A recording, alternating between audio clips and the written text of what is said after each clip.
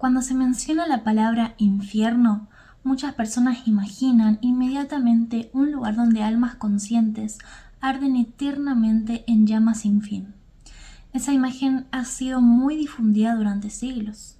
Pero, ¿qué es lo que realmente enseña la palabra de Dios? Para responder, necesitamos dejar que la Biblia se explique a sí misma y mirar el significado original de la palabra utilizada. Ya tengo videos explicando el estado de los muertos, qué es alma y qué es espíritu. Y te recomiendo que los veas porque te ayudarán a entender más esta cuestión. Primero, debemos entender algo. En muchas traducciones aparece una sola palabra, infierno, pero en los idiomas originales se usaron varios términos distintos con significados diferentes. En el Antiguo Testamento aparece la palabra hebrea Seol. Seol significa literalmente sepulcro, tumba o lugar de los muertos. No describe un sitio de personas conscientes siendo torturadas. Por ejemplo, el Salmo 16 y el versículo 10 dice: «Pues no dejarás mi alma en el Seol, ni permitirás que tu santo vea corrupción». David no estaba diciendo «no me dejarás en un lugar de fuego eterno», sino «no me dejarás en la tumba», haciendo referencia a la resurrección del día final, ¿verdad? También Jacob utilizó esa palabra en Génesis 37-35. «Enlutado descenderé hasta mi hijo al Seol». Jacob pensaba que José había muerto. Evidentemente no estaba diciendo que su hijo estaba siendo atormentado. Hablaba del lugar de los muertos. En el Nuevo Testamento encontramos la palabra griega Hades, el equivalente griego de Seol, Apocalipsis 20:14. «Y la muerte y el Hades fueron lanzados al lago de fuego». Esta es la muerte segunda, el lago de fuego. Observemos algo interesante. Si el Hades fuera el lugar definitivo de castigo, ¿cómo podría ser arrojado al lago de fuego? Esto muestra que el Hades es una condición temporal relacionada con la muerte. Es a lo que la Biblia llama la segunda muerte, que es cuando Dios elimina el mal para siempre. Pero existe otra palabra, Gehenna. Esta es muy importante. Gehenna viene del valle de Hinnom, un lugar real ubicado cerca de Jerusalén. Ese valle había sido usado para prácticas personales y posteriormente se convirtió en un sitio donde se quemaban desperdicios y cadáveres. Cuando Jesús hablaba de Gehenna, sus oyentes conocían perfectamente esa imagen. Mateo 10:28. «No temáis a los que matan el cuerpo, pero no pueden matar al alma.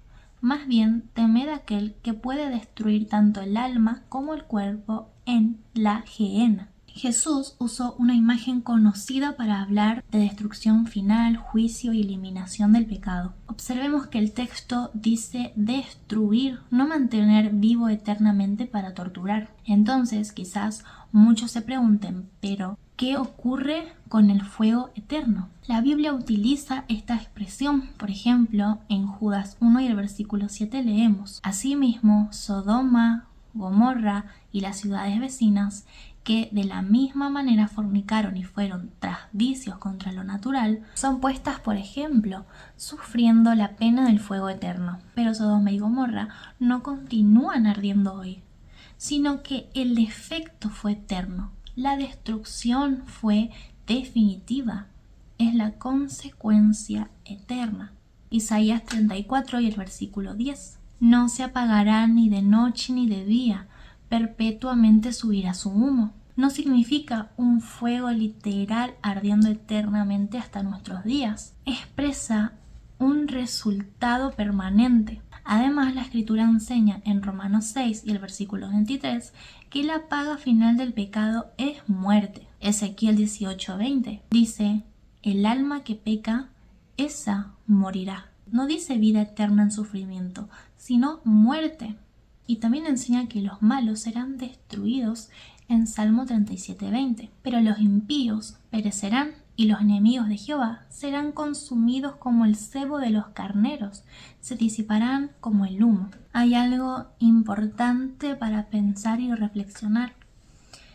En Juan 3:16 dice que los salvos reciben inmortalidad como regalo de Dios, para que todo aquel que en Él cree no se pierda, mas tenga vida eterna. Entonces los perdidos no poseen inmortalidad por naturaleza. La Biblia enseña que la inmortalidad es un don de Dios. Primera de Timoteo 6:16. El único que tiene inmortalidad, que habita en luz inaccesible, a quien ninguno de los hombres ha visto ni puede ver, a Él sea la honra y el dominio eterno. Amén. Entonces la idea de personas viviendo eternamente para ser atormentadas presenta una dificultad. Significaría que los impíos también reciben una forma de vida eterna, aunque sea en sufrimiento. Ahora pensemos en el carácter de Dios.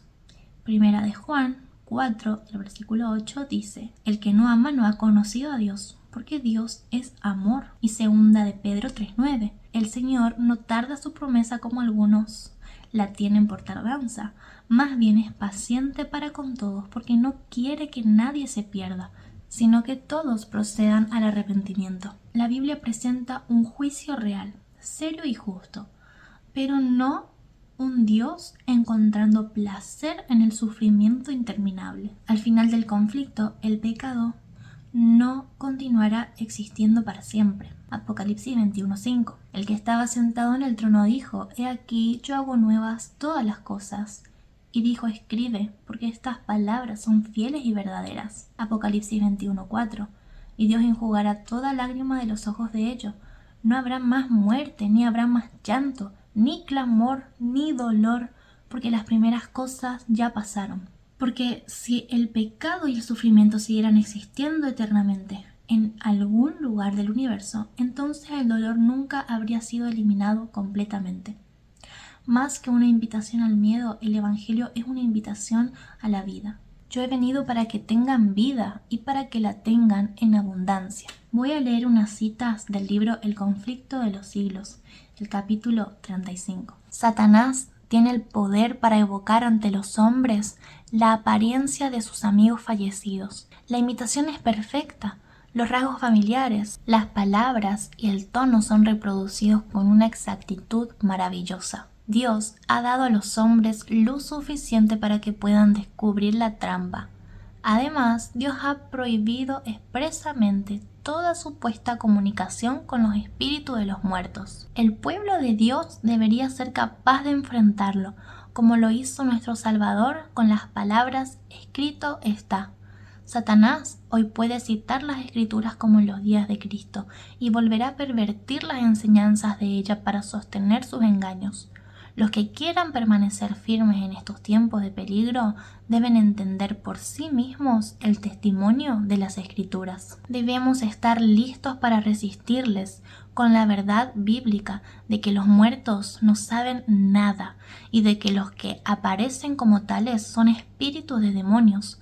Todos aquellos cuya fe no esté firmemente cimentada en la palabra de Dios serán engañados y vencidos, pero solo pueden lograr sus fines cuando los hombres ceden voluntariamente a sus tentaciones. Los que busquen sinceramente un conocimiento de la verdad y se esfuercen en purificar sus almas mediante la obediencia, y así hagan lo que pueden en preparación para el conflicto, encontrarán seguro refugio en el Dios de verdad.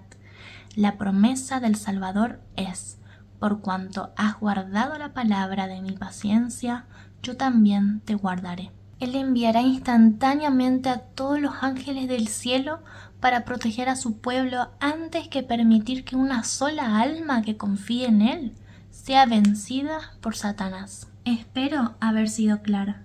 Si tienes dudas, puedes dejármelas en los comentarios que seguramente estaré leyendo. Que Dios te bendiga. Y recuerden, no me miren a mí porque soy un ser imperfecto. Mirad a Jesús, al único a quien debemos imitar. Hasta luego.